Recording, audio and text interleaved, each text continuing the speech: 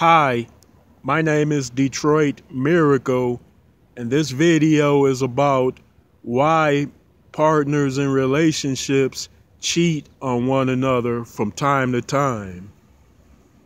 Well, ready or not, here it comes. People in relationships might find a strong urge or desire to cheat on their partners from time to time, quite simply because they are in search of some type of sex act or experience in a sexual way in which they feel they can't find with their current partner. It's as simple as that.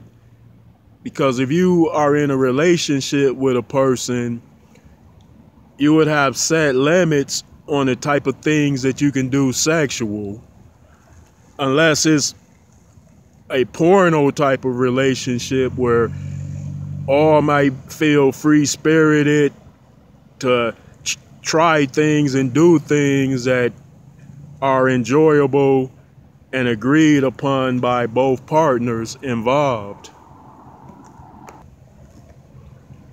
But that usually isn't the case. So you find that partners will go out and cheat on one another. And the main reason is, like, they have been turned out or turned on to some type of sexual practice or experience that they find very enjoyable. And they aren't brave enough to tell their partners everything they would like or everything they like in bed. Yes, in life there are many things that turn us out and turn us on as we experience those things, and I would say that they are good and bad of experiences. It's as simple as that.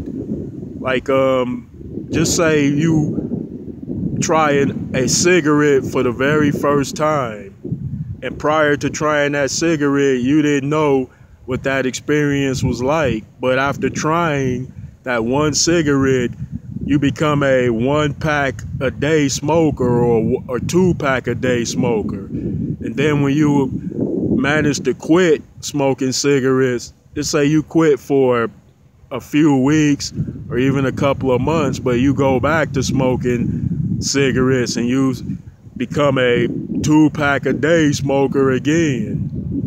And that is simply because you knew how good that experience was to you, and you feel that you can't stay away from it. And it works like that in relationships. Just say you might have been in a relationship with a very freaky person who might be a categoric nymphomaniac or a sex fiend, a bona fide sex fiend, that is. And then that relationship was just so sexually charged and heated, and it gave you all the sexual gratification that you yearned for. But there might have been a little more to that relationship than that sex.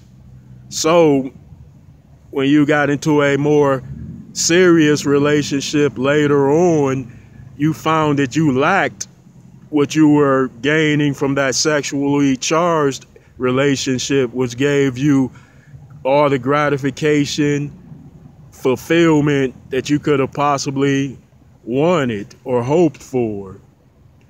And many might say, wow, then that means once you've been turned on or turned out to some kind of sexual experience, then those ideas will stick with you the rest of your life. And would that mean that you are ruined or damaged goods? Not necessarily. Just say if you were with a bona fide sex maniac or sex freak, a nymphomaniac, and then you get into a more serious relationship later on, I would say just prioritize on what is better for you, what is best for you in your living situation at the time, and then center on those ideas if ever temptation comes your way and you get the urge to, hey, I'm going to go to a strip club or go to an escort service. And it's simple as that. But many do not do that. And I mean male and female. You know, but rather they center on their urges and they let their urges lead them astray. And then that results in partners cheating on one another in relationships from time to time. It's like, and I got another example. Many of you have watched porno films from time to time, and then you will see that those people are having so many or so much enjoyable sex with one another. And then it almost seems like some of the people are compatible because the sex is just so great and thrilling. But there is little more to their relationship than that, meaning they do not have any together time, caring, sharing, appreciation of one another and valuing one another for more than what they bring to the sexual table, that is. So but in relationships I would say the real world outside of the porno world, people tend to bring more things in that relationship, which makes it a true partnership. Like the sex is always there and we want it to be good enough, but there are other things involved too. Like there are supports, it has to be a support system. There are financial concerns to a relationship because, you know, bills have to be paid and that sort of thing. And there has to be a sharing of roles and duties in which both partners must be responsible for keeping their end of the deal. But but even with that being said, it appears as though it isn't enough. So partners will go out and cheat. And that is simply because they're not strong-willed enough and they do not condition themselves to be strong-willed enough to prioritize of what is best for them in their situation. So they mess up that. And then you'll hear it all the time.